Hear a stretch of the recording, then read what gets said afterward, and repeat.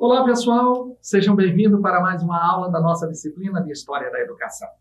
Na nossa aula de hoje, nós vamos continuar falando da educação no Brasil Colônia. Na aula passada, nós falamos da educação no Brasil Colônia sobre a responsabilidade da Companhia de Jesus. Aqui, nós já vamos falar da educação no Brasil Colônia dentro de um outro contexto e de uma outra realidade política em Portugal e, consequentemente, na colônia, e vamos falar da educação no Brasil colônia dentro do contexto da reforma pombalina e a chegada da família real no Brasil. A reforma proposta pelo Marquês de Pombal, que nós estudamos lá na nossa educação básica, e vamos falar da chegada da família real no Brasil. Então, vejam só aqui a reforma educacional. Pombal, que era primeiro-ministro do rei de Portugal, do reinado de Dom José I, ele empreendeu reformas administrativas, econômicas e educacionais na metrópole e nas colônias portuguesas. Por que isso acontece? Porque era um momento em que estava aqui, nós temos aqui em 1772, né? 1559, é um período em que os iluministas, as ideias iluministas estão em efervescência na Europa. E Portugal fazia parte e faz parte do continente europeu e tinha relações comerciais, principalmente com a França, que foi onde essas ideias elas foram muito mais exacerbadas, né? E o primeiro-ministro de Portugal, para dar satisfação aos iluministas franceses, ele disse, não, eu vou aderir aos ideais iluministas, então vamos tirar tudo que é tradicional, vamos fazer uma reforma. Se o ensino é religioso, agora nós temos que ter um ensino dentro dos parâmetros da liberdade, da igualdade, da fraternidade, e isso perpassa pelos setores administrativos, econômicos, educacional, em Portugal e nas colônias, né? Ele expulsou os jesuítas aqui em 1759. Portanto, a Companhia de Jesus permaneceu na colônia brasileira por 210 anos, sendo responsável pela educação aqui na colônia, né? Quando ele expulsa a Companhia de Jesus, ele faz algumas alegações. Ele alega que a Companhia de Jesus ela estava economicamente rica, porque quando a Companhia de Jesus vem para o Brasil, tem um acordo com a coroa portuguesa que de toda a riqueza produzida na colônia, 10% dessa riqueza seria para a Companhia de Jesus.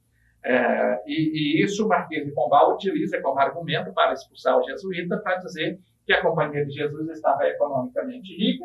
Diz que a Companhia de Jesus ela estava culturalmente ultrapassada, porque ensinava dentro dos padrões de uma educação tradicional, por ser uma companhia que foi fundada por Inácio de Loyola, que era um militar, e aí eu vou falar aqui por que o militar, por que criou a companhia, porque ele sofreu um atentado num confronto de guerra, e disse que se não morresse, ele dedicava o restante dos seus dias a Deus e à Santa Igreja. Aí fundou a Companhia de Jesus dentro do eixo educacional, justamente para trabalhar na formação do cidadão a serviço da igreja. Então, o Marquês de Pombal diz que a Companhia de Jesus estava culturalmente ultrapassada porque precisava ter os ideais iluministas fazendo parte do processo educativo. E politicamente ambiciosa, porque desde aquela época, com o apressamento indígena, principalmente no Brasil, descendo mais para a região amazônica, eles já tinham a intenção de criar um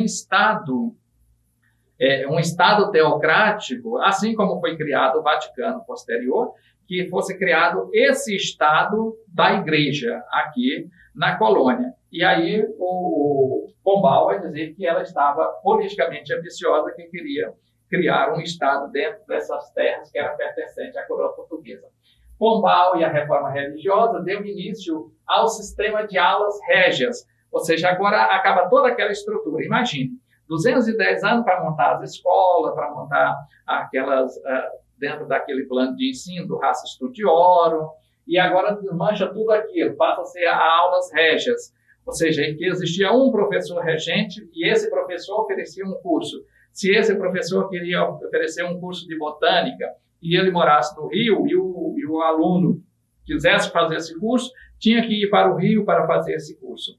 Se outro quisesse fazer um curso de alguma disciplina na área de medicina e tivesse lá no Ceará, em Fortaleza, então esse aluno que era lá do Rio tinha que ir até o Ceará para fazer essa disciplina. Eram chamadas aulas régias.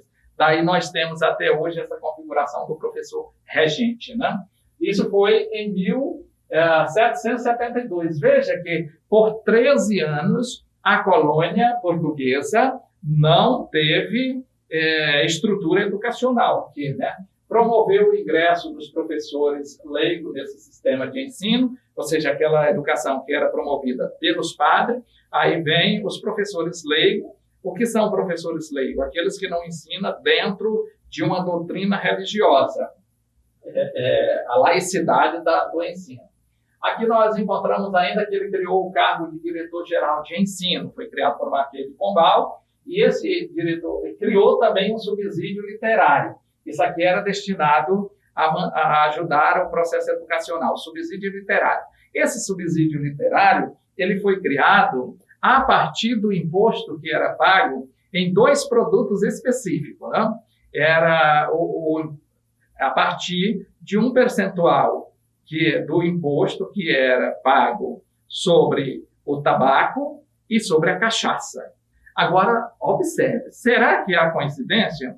Por que a nossa educação é tão... Veja só a origem do dinheiro que inicia para arcar com a educação brasileira, vindo do fumo que mata e vindo da cachaça que provoca a cirrose hepática, né? Brincadeiras à parte, mas é bom a gente refletir sobre isso, né? Ele substituiu os jesuítas pela ordem do oratório. Então, traz uma nova ordem. Agora não é mais a ordem da Companhia de Jesus, mas a ordem do oratório, que é composta por religiosos, mas estes religiosos eram simpáticos aos ideais iluministas. Observe que aí nós temos a chegada da família real no Brasil, que chegou em 1808. Dentro desse contexto aqui da vinda da família real para o Brasil, foi justamente com a invasão napoleônica, quando Napoleão invade Portugal, e aí o príncipe Dom João VI, que estava no trono de Portugal, ele recebe os ingleses, uma comitiva inglesa, e que os ingleses aconselham. Quem assistiu aquele filme Carlota Joaquina deve lembrar, dá para a gente dar umas boas gargalhadas, mas é um filme engraçado, mas tem alguma coisa, dá para a gente absorver bem esse processo aqui da vinda da família real para o Brasil. E aí os ingleses, eles se colocam à disposição para dar segurança para Dom João VI fugir de Portugal, porque Portugal não tinha um poder bélico para competir com a França. E Napoleão estava dominando toda a região. Então, é justamente quando ele resolve fugir de Portugal. E para fugir de Portugal, preferiu vir para a maior colônia, a maior e mais rica colônia de Portugal, que foi o Brasil. Então, ele chega no Brasil aqui em 1508. Com a chegada dele, já começa a criar um aparato para dar a estabilidade necessária de montar um aparelho burocrático aqui na colônia. Aí ele cria a Academia Real da Marinha para a fabricação dos navios, cria o curso de cirurgia na Bahia. Desculpem.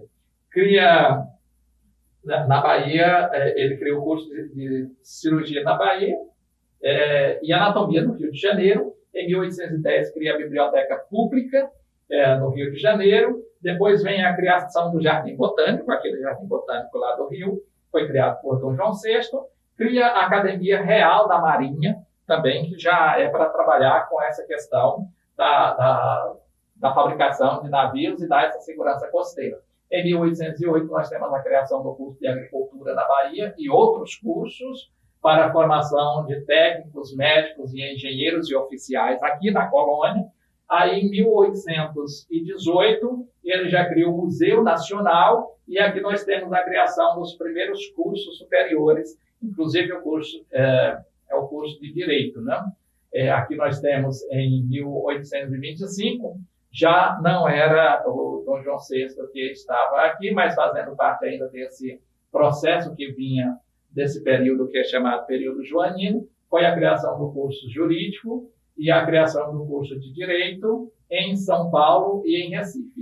Assim, nós chegamos ao final da nossa aula de hoje. Desejo a vocês bons estudos, uma ótima aprendizagem. Até a nossa próxima videoaula.